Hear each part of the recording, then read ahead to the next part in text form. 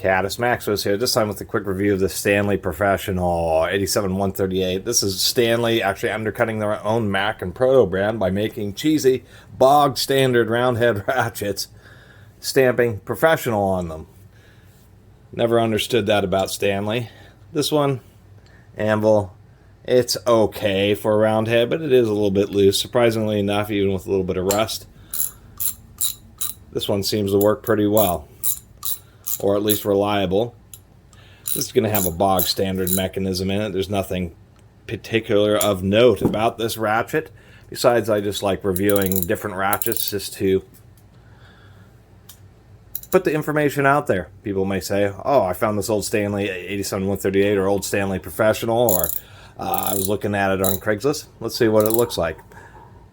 Nothing too special. This is the type of thing that you spend $2, $3 for at a garage sale or something, thrift store, and then just throw it in a junk toolbox.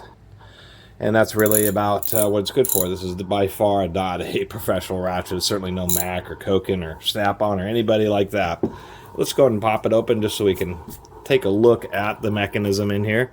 As with pretty much all roundhead ratchets, it does use a spiral retaining ring. You can replace this with a snap ring, but on some ratchets, such as this one where they have this little undercut, it's much more difficult to put a snap ring in there because it ends up many times being too tight. So there, found the edge, kind of just pry it out, get the little lip started like so. And once you get it started, it's pretty easy. You just kind of walk it around the edge until the thing, wow, there we go, pops off. Pretty coarse, maybe a 50-tooth ratchet.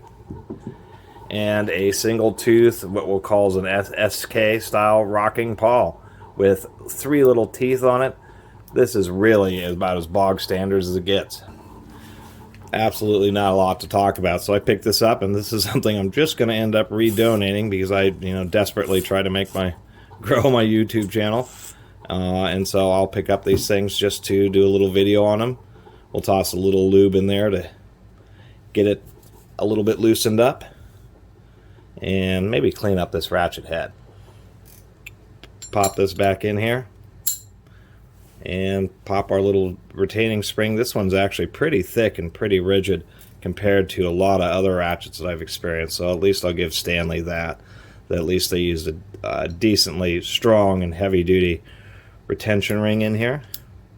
And putting it on is simply the opposite of taking it off. Just kind of walk it around like so, and that's all there is to it. Let's see how it sounds now it's been lubed. Sounds a little bit better. So with roundhead ratchets, the real big issue I've since discovered is the way that they use a pin on that single rocking pawl. That pin is a lot thinner than, say, a 3/8 anvil. Not such a big deal on 1/4 inch, but much bigger deal on 3/8, 1/2 inch, etc. Where the square is just much bigger than that pin, so when they break, and I did a review of a Napa one a while ago, where the internal pin on that pawl sheared off, not the anvil itself. And so that's why I'm always so critical of single rocking pawl roundhead ratchets, is they just aren't as strong as most of their pairhead counterparts, or their better built roundhead counterparts that have 2 pawls in them to offload the pressure onto 2 different pins. Anyway, that's all I had. Just a little video about the Stanley Professional. It is not professional. It's bog standard.